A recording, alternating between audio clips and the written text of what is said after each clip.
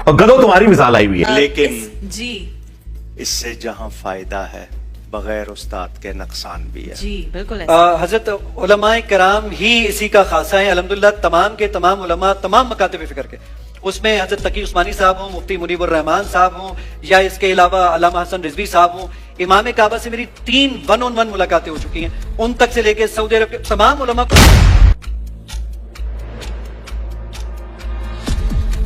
دکھا کے وہ سرٹیفکیٹ بھی موجود ہے. میرے خیال میں کہ جو آپ کی سمجھنے کے لیے ضروری ہے. جی جی بالکل بغیر استاد وہ کے اس کا تو نقصان وہ بھی تو بہت. میں نے کہا نا، پرانیاں گلنا، پرانے فرقے، پرانے بزرگ، ان کے یہ الفاظ کیا قابل گرفت نہیں ہے؟ یہ سوال آیا ہے کہ عام آدمی ترجمہ قرآن پڑھ کر سمجھ سکتا ہے یا نہیں.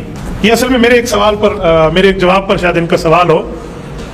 یہ بات ذہن میں رکھیں کہ تلاوت قرآن کرنا تو ہر بندے کا حق ہے، لیکن اگر وہ تلاوت کے ساتھ ترجمہ بھی پڑھنا چاہتا ہے تو اسے چاہیے وہ کسی عالم کی زیر نگرانی پڑھے، خود نہ پڑھے. انعام یافتہ لوگوں کے دامن کو پکڑنا تیرا کام ہے اور قرآن کے دامن کو پکڑنا اللہ والوں کا کام ہے. ڈائریکٹ قرآن کو پکڑنے کی کوشش کرے گا تو پھر گمراہی تیرے ہاتھ آئے گی. بھئی قرآن کوئی بھی ڈائریکٹ نہیں پڑھتا. آج تک کسی نے قرآن ڈائریکٹ نہیں پڑھا. ایک مسلمان اردو لنگوسٹک والا جب احمد بریلوی صاحب کا ترجمہ پڑھتا ہے تو وہ قرآن ڈائریکٹ کہاں سے پڑھ رہا ہے؟ وہ تو احمد بریلوی صاحب سے قرآن پڑھ رہا ہے. اگر کوئی ڈائریکٹ اشرف علی تھانوی صاحب کا ترجمہ پڑھتا ہے تو وہ قرآن ڈائریکٹ کہاں سے پڑھ رہا ہے؟ وہ تو اشرف علی تھانوی صاحب سے قرآن پڑھ رہا ہے. اب کیا دنیا میں کوئی بریلوی یہ جرت کرے گا کہ میں اعلیٰ حضرت احمد بریلوی سے بہتر قرآن کا ترجمہ کر سکتا ہوں؟ کوئی زندہ یا مردہ عالم دین جو بریلوی مکتب سے تعلق رکھتا ہو یہ کلیم کر سکتا ہے کہ میں قرآن کو احمد بریلوی سے بہتر ٹرانسلیٹ کر سکتا ہوں؟ نیور. یا کوئی دیوبندی زندہ یا مردہ یہ کلیم کرے کہ میں اشرف علی تھانوی صاحب سے بہتر ترجمہ کر سکتا ہوں؟ یا کوئی اہل حدیث کہے کہ میں جونا گڑھی سے بہتر ترجمہ کر سکتا ہوں؟ یا کوئی اہل تشیع میں سے کہ جی میں سید فرمان علی شاہ سے بہتر ترجمہ کر سکتا ہوں؟ تو جب ہم لوگوں کو یہ ریفر کرتے ہیں کہ آپ اپنے اپنے مکاتب فکر کے علماء کے ترجمے پڑھیں تو ہم انہی علماء سے آپ کو پڑھا رہے ہوتے ہیں. یہ جو انہوں نے ڈکوسلا مچایا نا کہ ڈائریکٹ نہیں پڑھنا گمراہ ہو جائیں گے، انہیں کہ ہم ڈائریکٹ پڑھ ہی نہیں رہے، ہم تو پڑھ رہے ہیں آپ کے بڑوں سے. اللہ نے فرمایا لوگوں راستہ مانگو تو قرآن کا نہیں، کیونکہ قرآن پڑھ کر بھی بہت سے لوگ گمراہ ہوتے ہیں.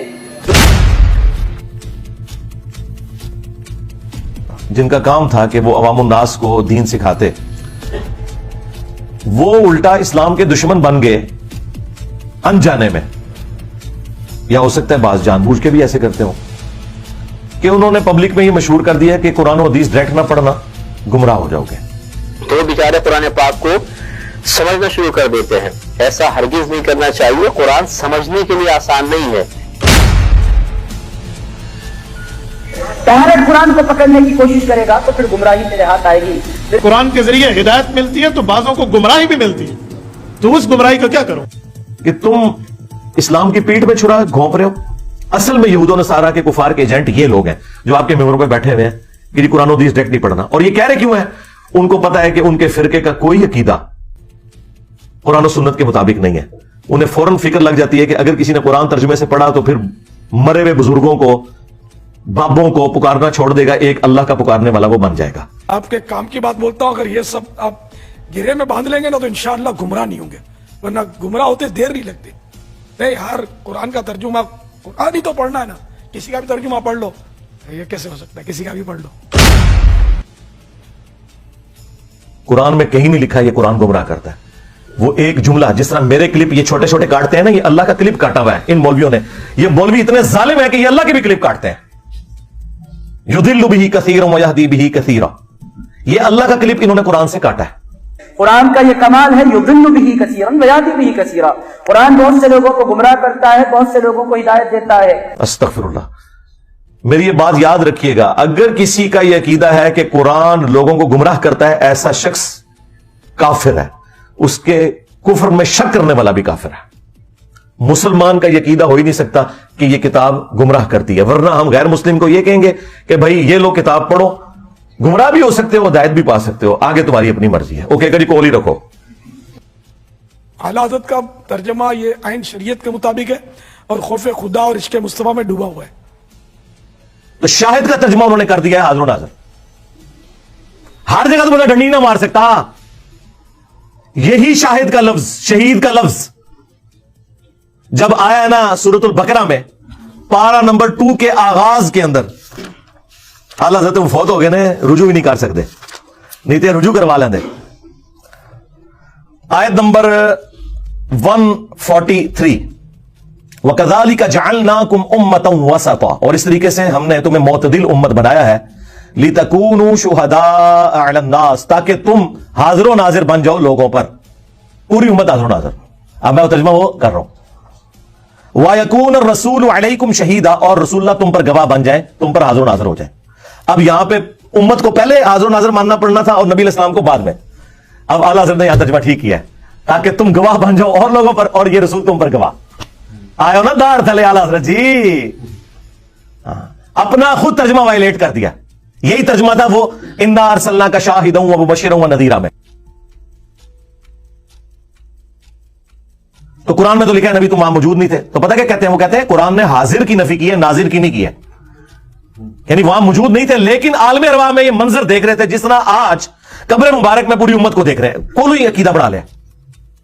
ہم پھر کیا کہتے ہیں, رکو ذرا, صبر کرو, آگے چل, سورہ قصص پڑھ, اس میں اللہ تعالیٰ فرمایا اے نبی نہ تو آپ وہاں موجود تھے, اور وما کنت من الشاہدین, نہ تم دیکھنے والوں میں شامل تھے, نہ تم حاضر تھے نہ تم ناظر تھے. اس کا ترجمہ آ کے اعلیٰ حضرت نے ڈنڈی مار کے چینج ہی کر دیا اور بدل دیا, کیونکہ انہیں حاضر و ناظر کی نفی کرنی پڑی. شاہد وہی لفظ آیا یہاں پہ, وما کنت من الشاہدین, نہ آپ شاہدین میں تھے. اور اس سے بڑی ڈنڈی ماری مفتی احمد یار خان نعیمی نے.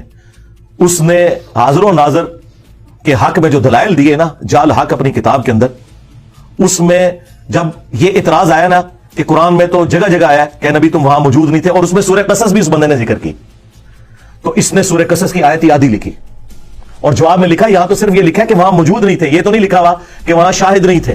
حالانکہ لکھا ہوا تھا, وہ آیت ہی کاٹ دی, وما کنت من الشاہدین, پہلا حصہ لکھ دیا کہ نبی تم وہاں موجود نہیں تھے. یہ اگر کسی نے کیا ہے تو جو قرآن میں آتا ہے نا کہ جو لوگ ہماری آیات میں ہمیں ہرانے کی کوشش کریں گے ہم ان کے ساتھ پھر وہ حشر کریں گے, اس شخص نے اللہ کو قرآن کی آیات میں ہرانے کی کوشش کی ہے. آیت آدھی لکھ دی اور جواب الٹ دیا کہ اس میں تو یہ لکھا ہے وہاں موجود نہیں تھے, یہ تو نہیں ہے کہ گواہ نہیں تھے, لکھا ہوا ہے جناب وما کنت من الشاہدین. اسی لیے میرا کلپ بھی اپلوڈ ہوا تھا, قرآن میں تحریف کرنے والا مفتی. قرآن کی عربی میں کوئی تعریف نہیں کر سکتا, بس اس کی گارنٹی ہے. ترجمے میں, تفسیر میں علماء کرام نے وہ کچھ کیا ہے کہ آج امت یہ ساری گمراہیاں انہی کی وجہ سے بھگت رہی ہے. گارنٹی صرف ٹیکسٹ کی ہے, انا نحن نزلنا الذکر وانا لہ لحافظون. اگر یہ ایک دوسرے کو صحیح سمجھتے تھے تو 4 مسلح کیوں تھے؟ چلے میں حسن زن رکھ لیتا ہوں کہ 4 مسلح تھے کہ پہلے فجر کی نماز سارے حنفیوں کے پیچھے پڑھتے تھے, زور کی سارے شافیوں کے پیچھے پڑھتے تھے, عصر کی سارے حنبلیوں کے پیچھے. اگر ایسا ہونا ہوتا تو پھر ایک ہی مسلح ہوتا, امام بدل گیا جاتا, 4 بلڈنگیں نہ بنتی. جن لوگوں نے امت کی جمعیت کو توڑا, اور جو یہ مجھے آ کے مشورے دیتے ہیں, چھڑ دو منو مشورے دینے بند کرو, تو اسی کر کے دسو.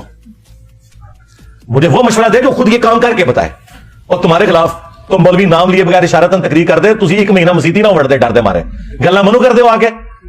ہاں جائے, میں نے تو کئی بار لوگوں کو کہا جن کو بڑا شوق ہے نا کہ ہم بڑے اچھے طریقے سے دعوت کر سکتے ہیں, میں نے کہا ایک حدیث لے جاؤ مسلم کی کہ میں تمہیں منع کرتا ہوں قبروں پر عمارت بنانے سے, قبروں کو پکا کرنے سے, اس پہ مجاور بن کے بیٹھنے سے.